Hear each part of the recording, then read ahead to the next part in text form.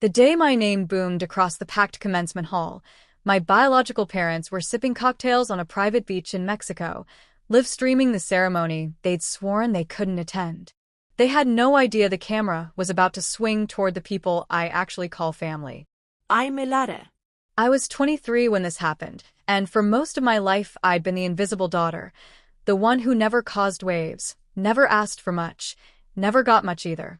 My younger sister, Sophia, was the sun everything revolved around. Dinner conversations, weekend plans, emergency funds, everything tilted her way.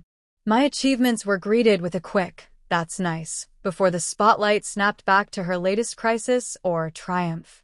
I earned full scholarships to cover tuition. I worked 2 jobs to pay rent and groceries. When I once mentioned needing help with a laptop for school, my dad chuckled and said, "You're our responsible one, Alara. You always land on your feet." Sophia, meanwhile, got a new car for her birthday and monthly allowances well into her 20s. I stopped asking. So when graduation neared, I wasn't shocked by the phone call.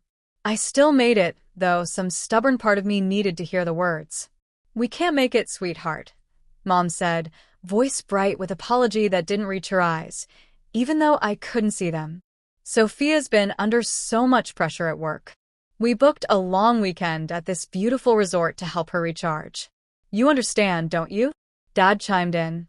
"It's just terrible timing. Next milestone, we promise." They never asked how I felt about finishing a degree I'd fought for alone.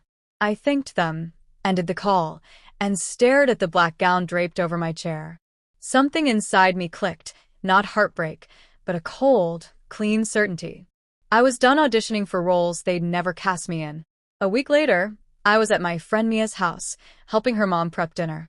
The conversation drifted to graduation. I told them the truth. Silence fell, thick and protective. Mia's mom set down the knife, wiped her hands, and looked at me with steady eyes. "We'll be there," she said simply. "Front row, screaming the loudest if you want us." I laughed, surprised by how easily tears came. I'd love that. I didn't tell my parents. I didn't post warnings or dramatic updates. I quietly updated the guest list with the names of people who'd checked on me during finals week, who'd brought soup when I was sick, who'd celebrated small wins without being prompted. Graduation morning was bright and loud with excited families. I spotted Mia's parents immediately, her dad in a slightly too tight suit, her mom clutching a handmade sign that read, "We're proud of you, Alara," in glittery letters. My throat tightened. They waved like I was their own. The ceremony unfolded normally. Names called, diplomas handed out, polite applause. I crossed the stage, smiled for the photographer, and thought that was it. Then the dean returned to the podium. "We have an unexpected honor today from a major industry partner." A woman in a sharp navy suit strode out, creative director of the studio that had quietly optioned the short film I'd written and directed as my senior thesis. The one I'd poured every unpaid hour into for 2 years. The one no one at home ever asked about. She spoke clearly into the microphone. "One of your graduates delivered a script so powerful it's now greenlit as a feature film with a 7-figure budget and theatrical distribution." The auditorium erupted. She said my name. I walked back on stage in a daze, legs somehow carrying me. She handed me a contract folder and continued, "We also want to thank the family who supported her through late nights, doubt, and every obstacle." Time stretched. The director turned toward the audience, smiling. "Mr. and Mrs. Harlan, would you please join us?" Mia's parents froze. Her mom's hand flew to her mouth. Her dad looked at me, eyes wide, as if asking permission. I nodded. They walked the long aisle while the crowd murmured in confusion, then understanding, then thunderous applause. When they reached the stage, the director presented them with a framed letter of gratitude and a generous honorarium for the unwavering support that helped make this possible. Mia's mom sobbed openly. Her dad hugged me so hard my cap shifted. Cameras flashed. The live stream captured every second. Hundreds of miles away, my parents watched their empty reserved seats fill with strangers receiving credit for raising me.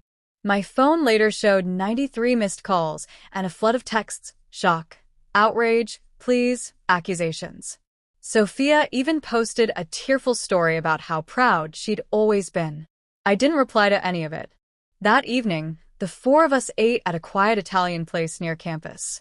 Mia's dad raised his glass. To the daughter we're lucky to claim. I cried then, but they were the good kind. The clip went viral. Comment sections filled with strangers calling it poetic, heartbreaking, inspiring. My biological family tried every channel, relatives, mutual friends, long voicemails promising change. I listened to none of it. Silence wasn't revenge. It was peace. Months later, my life is steady in a way it never was before. I'm writing full-time on the film that started it all. Mia's parents text good morning check-ins and send care packages just because. When people ask about family now, I talk about the ones who flew across states to cheer in borrowed seats. Blood doesn't guarantee presence. Choice does. If you've ever been the afterthought in your own story, remember, you're allowed to rewrite the ending and invite whoever actually shows up to stand in the spotlight with you.